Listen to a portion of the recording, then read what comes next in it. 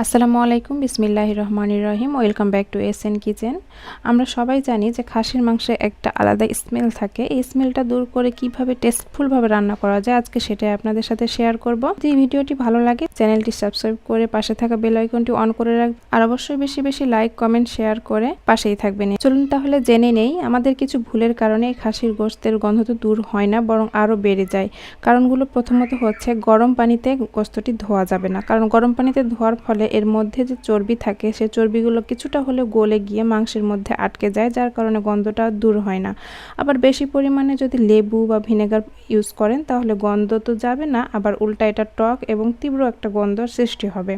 আর মশলাও ভালোভাবে কষিয়ে নিতে হবে। রান্নার শুরুতে যখন মাংসটা কষাবো তখন অবশ্যই একটু ফাঁকা রাখতে হবে, মানে ঢাকনা খোলা রেখে এটাকে কষিয়ে নিতে হবে। তারপরে তখন ঢাকনা দিয়ে আস্তে আস্তে সময় নিয়ে এটাকে কষাতে হবে। আর রান্না করতে করতে আমরা যে পানিটা ইউজ করি কষানোর পরে সেটা অবশ্যই আমাদেরকে গরম পানি ইউজ করতে হবে, ঠান্ডা পানি ইউজ করা যাবে না। ঠান্ডা পানি ইউজ করলে মাংসের মধ্যে গিয়ে মাংসটা আবার সজাগ হয়ে যায় এবং গন্ধটা ফিরে আসতে পারে।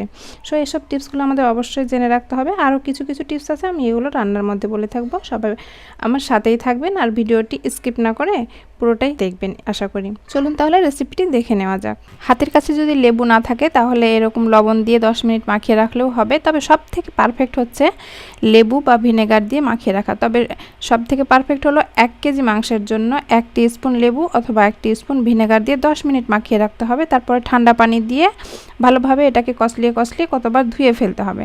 তো আমার হাতের কাছে লেবু ছিল না, যাই হোক আমি এটা লবণ দিয়েই করেছি। তো লবণ মাখিয়ে আমি 10 মিনিট রেখে দেবো। তারপরে এখানে আমি ঠান্ডা পানি দিয়ে ভালোভাবে ধুয়ে নিচ্ছি। এখন আমি কিছু মশলা এখানে গুঁড়া করে নেব। তো এখানে আমি নিয়ে নিয়েছি 9টা সাদা এলাচ, একটা কালো এলাচ এবং 2 টুকরো দারুচিনি। এখানে আমি জয়ত্রী নিয়েছি অর্ধেকটা মতো, আর জয়ফলের 4 ভাগের 1 অংশ নিয়েছি, আর অর্ধেকটা স্টার এনিস নিয়েছি। আর দিয়ে দিচ্ছি 1 টেবিল স্পুন কালো গোলমরিচ। এখন সবগুলো হালকা একটু ভেজে নেব। হ্যাঁ, আপনাদের এখন প্রশ্ন হতে পারে যে কতক্ষণ ভাজবো। ভাজতে ভাজতে যখন দেখবেন খুব সুন্দর একটা ঘ্রাণ বেরিয়েছে, স্মেল আসবে, সেই সময় বুঝতে হবে এটা ভাজা হয়ে গেছে। অল্প আঁচ, একদম হালকা আঁচে এটাকে ভাজতে হবে, বেশি আঁচে ভাজা যাবে না, নাহলে পুড়ে যেতে পারে। ভেজে তারপরে ভালো একটা স্মেল বের হলে এটাকে নামিয়ে ফেলছি। দুটো তেজপাতা চিড়ে দিচ্ছি, চিড়ে দেওয়াই ভালো, এর গুণাগুণটা ভালো থাকে। আর দিয়ে দিচ্ছি এখানে আমি 4-5টি লবঙ্গ আর 4টি হচ্ছে সাদা এলাচ।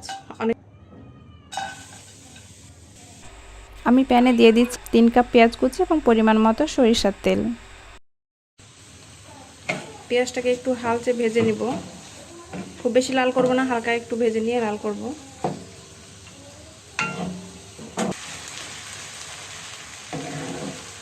এখানে রসুন বাটা দিয়ে দিচ্ছি আমি 2 টেবিল চামচ, একটু কমিয়ে দেবেন নাহলে মশলা পুড়ে যেতে পারে। এখন আদা এবং রসুনটা আমি হালকা একটু ভেজে নিব যাতে এর কাঁচা গন্ধটা চলে যায়।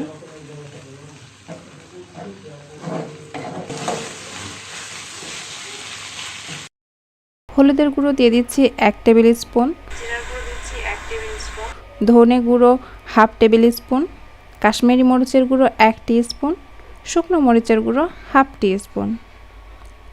আমি রান্নাটা যদিও কাঁচা মরিচ দিয়েই করব, জাস্ট আমি কালারের জন্য এখানে শুকনো মরিচটা অ্যাড করলাম। দিয়ে দিচ্ছি স্বাদ মতো লবণ, অ্যাড করব মশলাটা কষানোর জন্য, মশলাটা পুড়ে ধরতে পারে।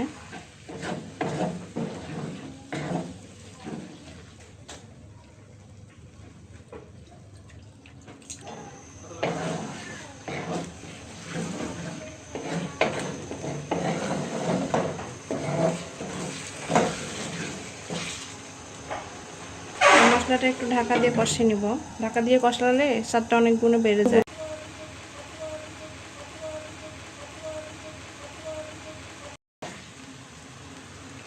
এই যে দেখা যাচ্ছে সাইডে এই যে তেলগুলো ভেসে ভেসে উঠেছে, আমার মশলাটা কষানো হয়ে গেছে। এখন আমি এখানে মাংসটা অ্যাড করে দেব। মাংসটা আমি এদিকে ধুয়ে ভালোভাবে পানি ঝরিয়ে রেখেছিলাম, এখন মাংসটা আমি এর মধ্যে অ্যাড করে দেব।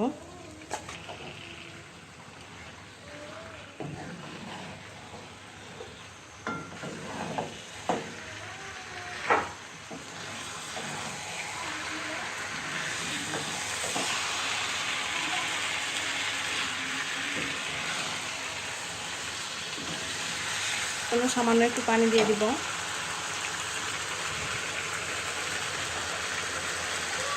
পানিটা অবশ্যই হালকা কুসুম গরম। আমি সামান্য একটু পানি দিলাম এবং মাংস থেকে পানি ছাড়বে, এই পানিতেই মাংসটা কষানো হয়ে যাবে। মাংসটা যত ভালোভাবে কষানো হবে বেশ স্বাদটাও তত গুণে বেড়ে যাবে, সেজন্য একটু ধৈর্য ধরে এই কাজটা করতে হবে। এখন আমি একটু ঢাকা দিয়ে দিব, কিছুক্ষণ কষিয়ে নিব। এভাবে মাংসটা এভাবে নেড়ে চেড়ে দিতে হবে একটু পরপর, না হলে তলা ধরে লেগে যেতে পারে।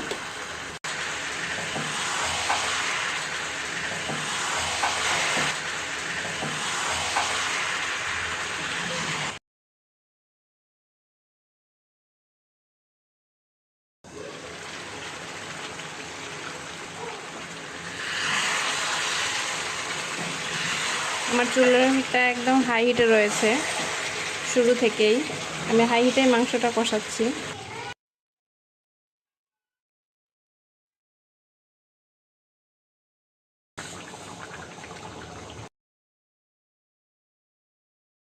কাপ মতো পেঁয়াজ বেরেস্তাটা অবশ্যই দিতে হবে।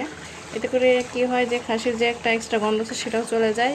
রেখে দিব, চুলা আঁচটা একদম লো করে 10 মিনিট রেখে দিব। 10 মিনিট পর ফিরে আসবো। চুলার আঁচটা এখন আমি একদম লো করে দেব, যতটা লো করা যায় অতটুকু লো করে 10 মিনিট পর ফিরে আসছি। 10 মিনিট পর।